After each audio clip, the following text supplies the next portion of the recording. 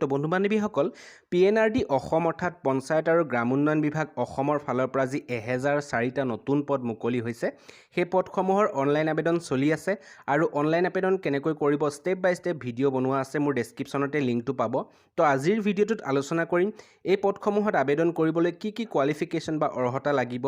বয়সৰ সময়সীমা কিমান হ'ব লাগিব কম্পিউটাৰ ডিপ্ল'মা লাগিব নে নালাগে তো গোটেইখিনি ভিডিঅ'টোত কম সময়তে ডিছকাছ কৰিম তো ভিডিঅ'টো সম্পূৰ্ণ শেষলৈকে চাই থাকিব ভিডিঅ'টো ভাল পালে লাইক কৰিব চেনেলটো সাবস্ক্ৰাইব কৰি বেল আইকনটো প্ৰেছ কৰি ল'ব তো আহক ভিডিঅ'টো আৰম্ভ কৰিছো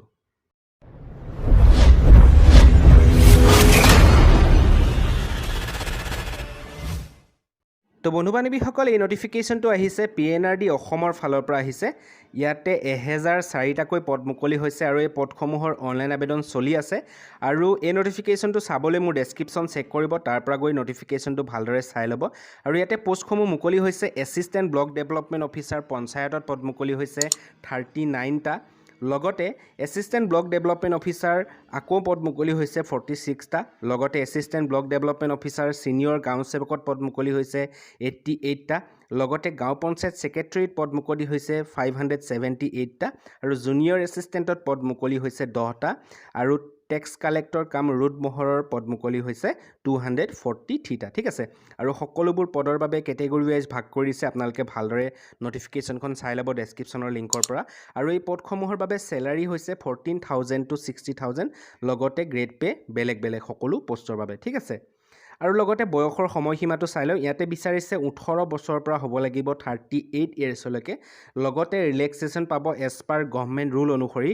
SC ST পাব 5 বছৰ এজ ৰিলেক্সেশ্যন আৰু OBC MOBC পাব 3 বছৰ এজ ৰিলেক্সেশ্যন ঠিক আছে আৰু ইয়াতে এলিজিবিলিটি ক্ৰাইটেৰিয়াটো কেণ্ডিডেটজন অসমৰ স্থায়ী বাসিন্দা হ'ব লাগিব আৰু তেওঁৰ নামটো মাষ্ট বি ৰেজিষ্টাৰ্ড থাকিব লাগিব এমপ্লয়মেণ্ট এক্সচেঞ্জ অফিচত ঠিক আছে তো সেই কথা দুটা মন কৰিব আৰু ইয়াতে এপ্লিকেশ্যন ফিজ কোনো ধৰণৰ পে কৰিব নালাগে ফিজিকেল ফিটনেছটোত যদি চাওঁ তেওঁ ফিজিকেলি আৰু মেণ্টেলি ফিট হ'ব লাগিব ঠিক আছে